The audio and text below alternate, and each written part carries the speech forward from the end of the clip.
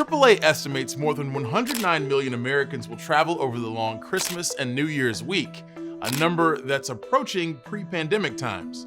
Currently, there are no travel restrictions in the US, though the CDC does recommend you self-monitor for COVID-19 symptoms.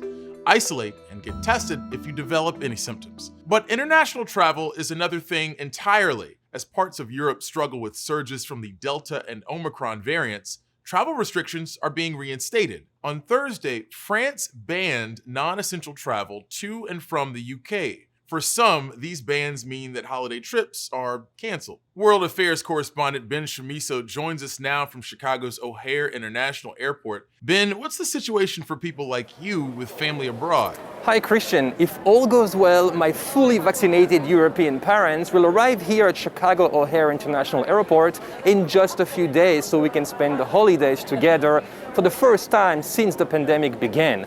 But unlike us, many around the world are having to cancel holiday plans because of the Omicron variant.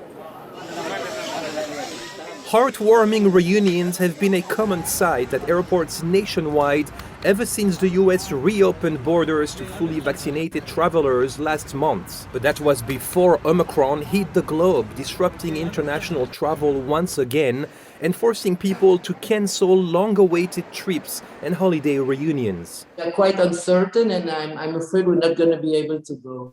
Belgian grandmother Pauline Schreiner has been waiting for months to see her daughter and grandchildren who live in Israel. But the trip she planned long ago for Christmas is now in flux after Israel banned foreigners from entering the country due to Omicron. Every time we are excited to go, we think, okay, it's red light, we can do it. We book a plane, we book the hotel, and then paf, it's again not certain. So it's a very difficult situation.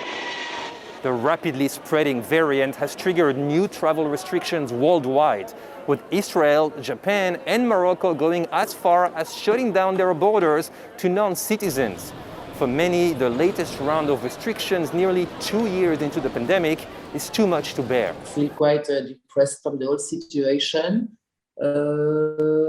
I don't see the end of it. Others say they try to stay positive. There's still a lot of fun to be had, even if you can't get to some of those bucket list items. DC-based Ian Tang and his partner have been waiting the whole pandemic to travel internationally again. They felt that this winter would be the right time to do it.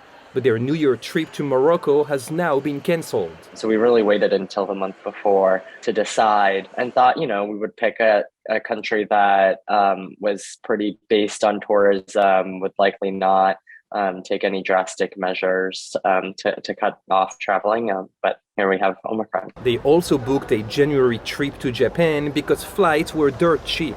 But that trip has also been indefinitely postponed. Tang says he remains upbeat, partly because he didn't lose money in the process, as many airlines have waived change fees at the beginning of the pandemic. I think it's just looking forward to those things rather than feeling impatient and feeling like you're missing out. Still, being able to postpone flights for free offers little consolation to those like Shiner who thought they'd finally see their loved ones this holiday season.